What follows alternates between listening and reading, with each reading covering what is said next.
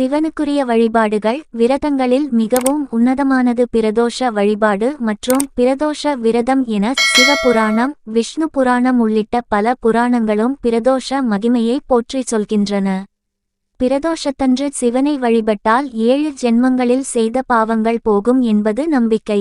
பிரம்மஹத்தி தோஷம் உள்ளிட்ட அனைத்து தோஷங்களும் நீங்கும் என சாஸ்திரங்கள் சொல்கின்றன. நாள் முழுவதும் உபவாசமாக இருந்து பிரதோஷ விரதம் இருக்க முடியாதவர்கள் பிரதோஷ வழிபாட்டில் கலந்து கொள்வதுடன் பிரதோஷ வேளையில் சிவனுக்கும் நந்திக்கும் நடக்கும் 16 வகையான அபிஷேகங்களுக்கு தேவையான பால், தேன், தயிர், பன்னீர், சந்தனம் உள்ளிட்ட அபிஷேக பொருட்களை வாங்கிக் கொடுத்து பிரதோஷ விரதம் இருந்த பலனை பெற முடியும். சிவனுக்குரிய வழிபாட்டில் மகா சிவராத்திரிக்கு அடுத்தபடியாக முக்கிய இடம் பிடிப்பது பிரதோஷ வழிபாடு. ஒவ்வொரு மாதமும் வளர்பிறை மற்றுமண தேய்பிறையில் வரும் திரியோதசி திதி அன்று மாலை அதிகாலை 4:30 முதல் 6 மணி வரையிலான காலத்தை பிரதோஷ காலம் என்கிறோம். சிவபெருமான் ஆலகால விஷத்தை குடித்து உலக உயிர்களை காக்க நீல கண்டனாக காட்சி அளித்த சமயத்தில் தேவர்கள் சிவனை வழிபட்டனர். அவர்களுக்கு நந்தியின் 2 நம்புகளுக்கு இடையே சிவன் காட்சி தந்த காலமே பிரதோஷ காலம் எனப்படுகிறது. அனைத்து விதமான பாவங்களையும் தோஷங்களை நீக்கக்கூடிய வழிபாட்டையே பிரதோஷம் என்கிறோம். பிரதோஷ காலத்தில் நந்தியை, சிவனையும் வில்வம், அருகம்புல் சாத்தி வழிபட வேண்டும். பிரதோஷ பூஜையின் நிறைவாக பார்வதி தேவியுடன் ஈசன் ரிஷப வாகனத்தில் ஆலயத்தை 3 முறை வலம் வருவார். முதல் சுற்றின் போது வேத பாராயணமும், 2வது சுற்றின் போது திருமுறை பாராயணமும், 3வது சுற்றின் போது நாதஸ்வர இன்னிசையும் இசைக்கப்படும். ஒரு பிரதோஷ வழிபாட்டில் கலந்து கொண்டால் ஒரு வருடம் முழுவதும் சிவாலயத்திற்கு சென்று வழிபட்ட பலனை பெற்று விடலாம். ஒரு சனிப்பிரதோஷ வழிபாட்டில் கலந்து கொண்டால் 5 ஆண்டுகள் சிவாலயத்தில் தரிசித்த பலனை பெற்று விடலாம் என்பார்கள். திங்கள் கிழமையில் வருவது சோமவார பிரதோஷம் என்றும் சனிக்கிழமையில் வருவது சனி மகா பிரதோஷம் என்றும் சிறப்பு பெறுகின்றன. இதேபோன்று ஒவ்வொரு கிழமையிலும் வரும் பிரதோஷத்திற்கு ஒரு தனிச்சிறப்பு, தனி பலன் உண்டு. எந்த கிழமையில் வரும் பிரதோஷ வழிபாட்டில் கலந்து கொண்டால் என்ன பலன் கிடைக்கும் என்பதை இங்கே காணலாம். சூரிய திசை நடப்பவர்கள் ஞாயிறு அன்று வரும் பிரதோஷ வழிபாட்டில் கலந்து கொள்ள வேண்டும். அவ்வாறு கலந்து கொண்டால் துன்பங்கள் நீங்கும். பிரிந்த குடும்பம் ஒன்று சேரும். திங்கள் பிரதோஷம் மிகவும் சிறப்பு வாய்ந்த சோமவார பிரதோஷத்தன்று சந்திர திசை நடப்பவர்களும் சந்திரனை லக்னாதிபதியாக கொண்டவர்களும் வழிபட வேண்டும். அவ்வாறு வழிபட்டால் மன நிம்மதியும் மகிழ்ச்சியும் கிடைக்கும். மன வலிமை பெருகும். மன சஞ்சலங்கள் மறைந்து மன தெளிவு ஏற்படும். செவ்வாய் பிரதோஷம் செவ்வாய் திசை நடப்பவர்கள் செவ்வாய் கிழமையில் வரும் பிரதோஷத்தின் போது நடக்கும் வழிபாட்டில் கலந்து கொண்டால் நோய் மற்றும் கடன் பிரச்சனைகள் நீங்கும். சூரிய திசை நடப்பவர்கள் ஞாயிறு அன்று வரும் பிரதோஷ வழிபாட்டில் கலந்து கொள்ள வேண்டும். அவ்வாறு கலந்து கொண்டால் துன்பங்கள் நீங்கும். பிரிந்த குடும்பம் ஒன்று சேரும்.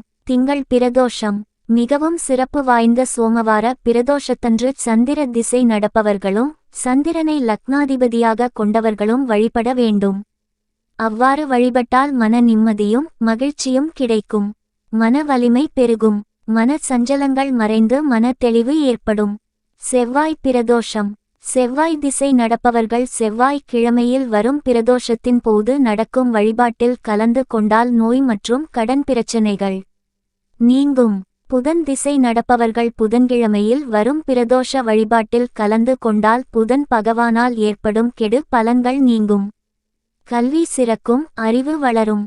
வியாழன் பிரதோஷம் குரு திசை நடப்பவர்கள் வியாழக்கிழமையில் வரும் பிரதோஷத்தன்று வழிபட வேண்டும். இதனால் கிரக தோஷத்தால் ஏற்படும் தீமைகள் குறையும். வெள்ளி பிரதோஷம் சுக்கிர திசை நடப்பவர்கள் வெள்ளி கிழமையில் வரும் பிரதோஷத்தில் கலந்து கொள்ள வேண்டும். இதனால் சகல ஐஸ்வர்யங்களும் உண்டாகும். சனி பிரதோஷம் எந்த திசை நடந்தாலும் சனிக்கிழமையில் வரும் பிரதோஷத்தன்று வழிபட்டால் அனைத்து விதமான தோஷங்களும் நீங்கும். சனியினால் ஏற்படும் துன்பத்தை நீக்கக்கூடியது சனிப்பிரதோஷ வழிபாடு. ஒரு சனிப்பிரதோஷ வழிபாட்டில் கலந்து கொண்டால் 120 வருடங்கள் பிரதோஷ வழிபாட்டில் கலந்து கொண்ட பலன் கிடைக்கும். தீமைகள் அகலும். பஞ்சமா பாவங்களும் நீங்கும். சிவனின் பரிபூரண அருள் கிடைக்கும். ஒரு வருடத்தில் வரும் 24 பிரதோஷங்களிலும் கலந்து கொள்ள முடியாதவர்கள் சித்திரை, வைகாசி, ஐப்பசி, கார்த்திகை மாதங்களில் வரும் 8 பிரதோஷங்களிலாவது கலந்து கொள்ள வேண்டும். இதனால் ஒரு வருடத்தின் அனைத்து பிரதோஷங்களிலும் கலந்து கொண்ட பலனை பெற முடியும். அவரவர் பிறந்த நட்சத்திரம் வரும் நாளில் வரும் பிரதோஷத்தில் கலந்து கொள்வது மிகவும் சிறப்பானது. இதனால் கவலைகள் தீரும்.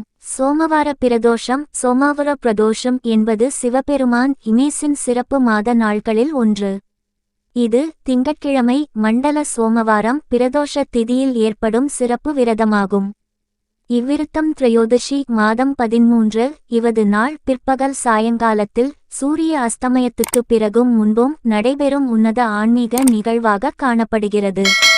இடைக்கோடு இடைக்கோடு இடைக்கோடு நாள்காட்டி 2025 இல் வரும் அடுத்த சோமவார பிரதோஷம் ஜான் 23, 2025 திங்கட்கிழமை ஆஷாட முதல் பட்சத்தில் திரையோதசி அன்று நடக்கிறது. சென்னை மற்றும் பல்லாவரம் போன்ற தமிழ்நாடுகளில் மாலை காலை 6:38 -8 முதல் 51 மணிக்குள் பிரதோஷ வினாடிகள் நடைபெறும். மேலும் கடைசியாக ஜூலை 7 மற்றும் ஜூலை 21, 2025 இல் வரும் சோமவார பிரதோஷங்களின் விவரங்களையும் பார்வையிடலாம். இடைக்கோடு இடைக்கோடு இடைக்கோடு கட்டளைகள் மற்றும் நன்மைகள். சோமவார பிரதோஷ விரதத்தின் முக்கிய நடவடிக்கைகள். மாலை விழாகாலத்தில் சிறப்பு பூஜை.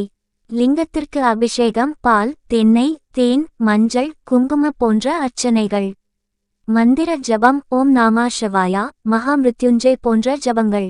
தீபாராதனை மற்றும் நிவேதனங்கள். ருத்ராக்ஷ், விபூதி அணிதல் போன்ற ஆடம்பரங்கள். சார்பற்ற நன்மைகள். பாபங்களின் நீக்கம், சிந்தனையின் தெளிவு, குடும்ப மற்றும் சமூக நலன், ஆன்மீக உயர்வு மற்றும் பெரிய பிரார்த்தனைகளுக்கு சாராருள். இடைக்கோடு இடைக்கோடு இடைக்கோடு 3 மணி சோமவார பிரதோஷ பூஜை நேரம் ஜூன் 23, 2025. திதி திரையோதசி ஆஷாட கிருஷ்ணபக்ஷம். நேரம் மாலை காலை 6:38 மணி தொடங்கி காலை 8:51 வரை செல்லும் பல்நகர் பள்ள அழையிலிருந்து சென்னை நேரம். இடைக்கோடு இடைக்கோடு இடைக்கோடு யாருக்கு பயன்? சிந்தனை அஸ்தமயரானவர்கள், குடும்ப நலனையும் ஆரோக்கியத்தையும் விரும்புவர், ஆன்மீக வளர்ச்சி தேவை பெறும் பக்தர்கள், அறநெறி நட்பு மண்டல கடவுளுக்கு மிக முக்கியம் காட்டுபவர்கள். இடைக்கோடு இடைக்கோடு இடைக்கோடு விரதத்தின் வழிகாட்டி. 1. தூய்மையான நீரிட்டு குளிப்புக்கு பிறகு. 2. அபிஷேகம் மாலை 6 மணி முதல் தொடங்கலாம். 3. தீபாராதனை மற்றும் மந்திர ஜபம். 4. உணவில்லாமல் விரதம் அல்லது இலகுரக கூழ் போன்ற உணவுகள் எடுத்துக் கொள்ளலாம். 5. பக்ரன் எழுந்ததும் மார்கழி குட்பூஜைகள் செய்து முடிக்கலாம். இடைக்கோடு இடைக்கோடு இடைக்கோடு சுருக்கமாக அடுத்த சோமவார பிரதோஷம் ஜூன் 23, 2025 மாலை காலை 6:38 -8 முதல் 51 மணிக்கு. முக்கியத்துவம்: பாபமாற்றம், குடும்ப நலம், ஆன்மீக உயர்வு. வழிபாட்டு முறைகள்: அபிஷேகம் வலதுபுறம் நோக்கிய அம்பு, தீபம் வலதுபுறம் நோக்கிய அம்பு, ஜப மந்திரம். திரிசூலம். பிரதோஷ விரதம் வரலாறு மற்றும் முக்கியத்துவம். பிரதோஷம் ஹிஸ்டரி இன் தமிழ். இடைக்கோடு இடைக்கோடு இடைக்கோடு சுருள் பிரதோஷம் என்றால் என்ன? பிரதோஷம் என்பது ஒரு பரிகார தரும் புண்ணிய நாளாக கருதப்படுகிறது. இது மாசி இரவுகளின் 13ஆம் திதியாகிய திரையோதசி திதியில் வரும். பிரதோஷ காலம் என்பது சூரியாஸ்தமனத்துக்கு பின் வரும் சாயங்கால 1:05 மணி நேரம். இது சிவபெருமானுக்கு மிக பிடித்த நேரமாக கருதப்படுகிறது. இடைக்கோடு இடைக்கோடு இடைக்கோடு திறந்த புத்தகம். புராண வரலாறு. பிரதோஷ விரதம் முதன் முறையாக ஏற்பட்டது என்பது சமுத்திர மதனத்திற்கு பின்வந்தது. கடலலை சமுத்திர மத்தனம், ஓஷன் சர்னிங். தேவர்கள் மற்றும் அசுரர்கள் சேர்ந்து பார்க்கடலை கடையும்போது முதல் விஷம் ஹலாஹல விஷம் வெளியே வந்தது. அந்த விஷம் உலகத்தையே அழிக்கக்கூடியதாக இருந்தது. விஷத்தை யாரும் சமாளிக்க முடியாத நேரத்தில் சிவபெருமான் கருணை கொண்டு அதை குடித்து தனது கண்டத்தில் அடக்கினார்.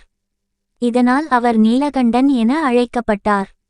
அந்த விஷம் குடித்த நேரம். சிவபெருமான் விஷத்தை அருந்தியது திரையோதசி திதி சாயங்கால பிரதோஷ வேளையில் தான். அந்த நாள் முதல் சிவனை பிரதோஷ வேளையில் வழிபட்டால் அனைத்து பாவங்களும் நீங்கும் என்று நம்பப்படுகிறது. இடைக்கோடு இடைக்கோடு இடைக்கோடு சூரியோதயம் பிரதோஷ வழிபாட்டு சிறப்பு. பிரதோஷ தினத்தில் சாயங்கால வேளையில் சிவன், பார்வதி, நந்தி மூவரும் மகிழ்வுடன் நடனமாடுவார்கள். அந்த நேரத்தில் சிவனை வழிபட்டால் அருளும் ஆசீர்வாதமும் முழுமையாக கிடைக்கும். நந்திகேசுவரன் வழியாக வேண்டல் வைக்கும் பழக்கம் உள்ளது. நந்திக்கு செவியில் சொல்லும் போது சிவபெருமான் கேட்பார் என்பது நம்பிக்கை. இடைக்கோடு இடைக்கோடு இடைக்கோடு ஒளி வீசும் நட்சத்திரம். பிரதோஷ விரத வகைகள். பிரதோஷம் வகை முக்கியத்துவம். அமாவாசை சோம பிரதோஷம் திங்கள் ஆரோக்கியம். தீ பௌர்ணமி பிரதோஷம் முழு பாவ நிவாரணம். ஸ்பைரல் கேலண்டர் மாச பிரதோஷம் மாதம் இருமுறை குடும்ப நலன் கல்யாணம். வழிபடுவதற்கு பயன்படும் பாசிமணிகள். சண்முக பிரதோஷம் பிள்ளைகள் கல்வி மற்றும் ஞானம். இந்து கோவில் பிரதோஷ பூஜை கூட்டல் அன்னதானம் புண்ணியம் வே. இடைக்கோடு இடைக்கோடு இடைக்கோடு கூப்பிய கைகள் வழிபாட் முறை சுருக்கமாக. 1. விரதம் இருக்கவும். 2. நந்தி முன்னால் எண்ணெய் விளக்கு எரிய வைப்பது. 3. ஓம் நமசிவாய என ஜபம் செய்வது. 4. பிரதோஷ கால சிவபெருமான் பஜனை அபிஷேகம் பார்க்கும் பாக்கியம். இடைக்கோடு இடைக்கோடு இடைக்கோடு பத்மாசனம் செய்யும் பெண் நன்மைகள். பாவ நிவாரணம். மன அமைதி. ராகு கேது சனி தோஷ நிவாரணம். வரம் பெற்ற சந்ததிகள் திருமண சுகம். இடைக்கோடு இடைக்கோடு இடைக்கோடு முடிவு சமாரோப்பம். பிரதோஷம் என்பது சிவனை வழிபட சிறந்த காலமாகும். இந்த நேரத்தில் உண்மையுடன் செய்யும் விரதமும் ஜபமும் பூஜையும் மிகுந்த பலன்களை கொடுக்கும்.